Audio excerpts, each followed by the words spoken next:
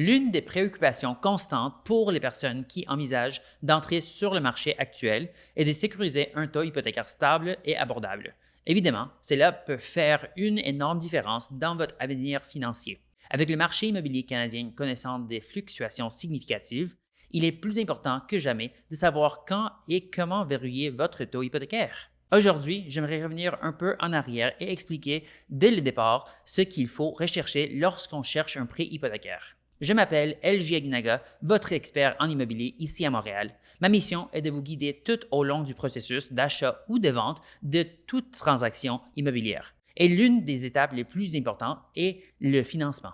C'est pourquoi aujourd'hui, je veux parler de ce sujet important et répondre à vos questions.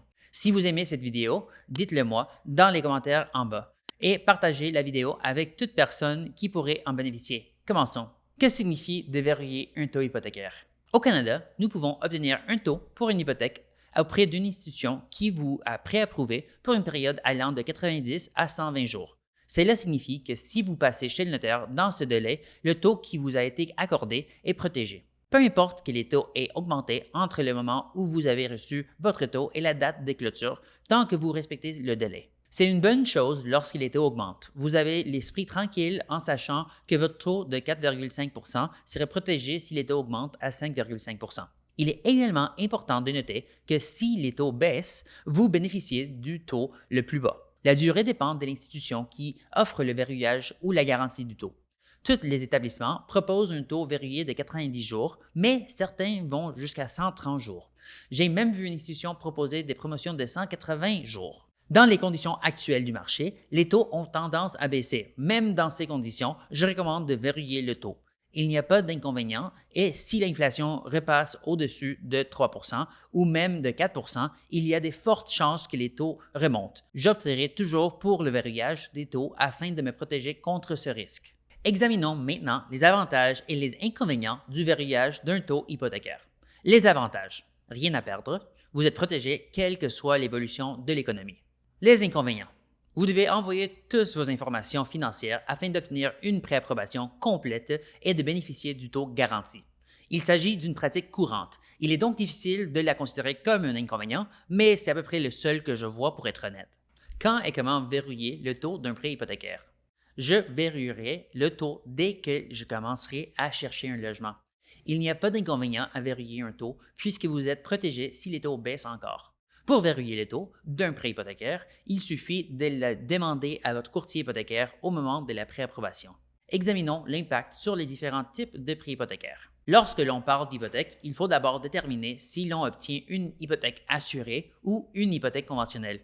Un prêt hypothécaire assuré s'applique aux consommateurs qui versent une acompte de moins de 20 % pour acheter une propriété qu'ils ont l'intention d'habiter. Le prix d'achat doit être inférieur à 1,5 million de dollars et un prêt hypothécaire assuré est généralement assorti des meilleurs taux du secteur.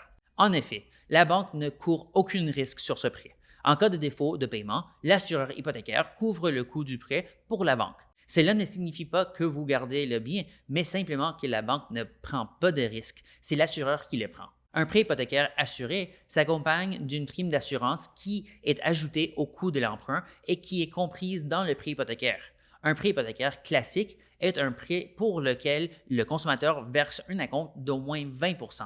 Il peut s'agir d'un logement ou d'un investissement. Le taux d'un prêt hypothécaire classique est généralement supérieur de 20 points de base à celui d'un prêt assuré. Il existe ensuite deux types de taux hypothécaires, les taux fixes et les taux variables. Les taux fixes sont assez simples. Vous signez le taux aujourd'hui et pendant toute la durée du contrat, votre taux d'intérêt ne changera pas. Il est important de noter que si vous devez annuler votre contrat hypothécaire avant la fin de la durée, vous devrez payer une pénalité. Cette pénalité peut être très élevée. Je vous recommande de demander à votre banquier de vous présenter plusieurs scénarios de pénalités en cas d'annulation de l'hypothèque à des différents moments. Passons maintenant au prêt hypothécaire à taux variable. Comme son nom l'indique, le taux peut varier en fonction de la situation économique du pays. Les hypothèques à taux variable sont liées au taux préférentiel du Canada. Votre taux augmentera ou diminuera chaque fois que le taux préférentiel changera. La plupart des institutions offrent un rabais sur le taux préférentiel, c'est-à-dire le taux préférentiel moins 50 points de base. Par exemple, si le taux préférentiel est de 6,7 aujourd'hui, moins 50 points de base, votre taux effectif sera 6,2 L'avantage du taux variable est que les pénalités sont souvent beaucoup moins importantes. En cas de rupture d'un prêt hypothécaire variable à durée déterminée, les pénalités se limitent à 3 mois de paiement d'intérêt. Si vous recherchez simplement plus de flexibilité, je vous recommande vivement cette option. Maintenant, quelques questions à poser à votre prêteur. Avant de signer un prêt hypothécaire, je vais toujours à poser les questions suivantes. Puis-je voir les meilleurs taux disponibles pour des taux fixes sur une durée de 1 à 5 ans et un taux variable sur 5 ans? Cela me permet d'évaluer la meilleure option pour moi compte tenu des différentes options disponibles. Quelles sont mes options pour des paiements forfaitaires mensuels ou annuels supplémentaires? Les banques proposent des conditions différentes à cet égard. Il est important de connaître les possibilités qui s'offrent à vous. Quelle est la pénalité en cas de résiliation anticipée du prêt hypothécaire? Honnêtement, je veux savoir combien cela va me coûter en fonction du temps qui reste et des écarts de taux. Les chiffres seront différents, mais je veux comprendre comment ils les calculent afin d'être informé lorsque le moment sera venu de prendre la décision. De combien de temps est-ce que je dispose pour rembourser le prêt hypothécaire si je vends le bien? Le portage est le mécanisme qui consiste à transférer l'hypothèque actuelle sur un autre bien immobilier. Il est généralement possible de le faire lorsque l'on vend le bien actuel et que l'on achète un autre bien d'une valeur supérieure ou égale. Certaines banques offrent un délai de 90 jours, d'autres de 120 jours. Le portage d'hypothèque permet d'éviter la pénalité. C'est pourquoi il est si avantageux.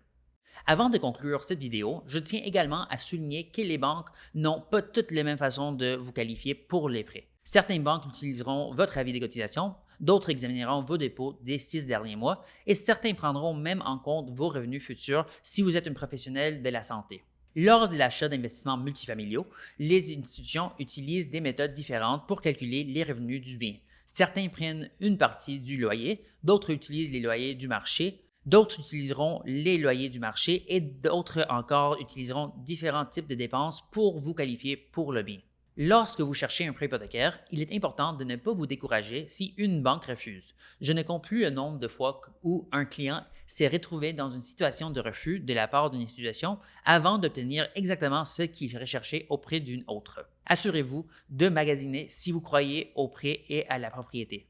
Vous savez maintenant tout et j'espère que vous pourrez prendre une décision en connaissance de cause sans perdre de temps sur le marché. Nous avons abordé les différents types de conditions hypothécaires, les taux, les options et enfin les questions à poser à votre conseiller hypothécaire. Que pensez-vous de la recherche d'un prêt hypothécaire sur le marché actuel? Partagez votre opinion dans les commentaires ci-dessous et n'oubliez pas de vous abonner pour plus d'informations sur l'immobilier. Merci beaucoup de nous avoir regardés.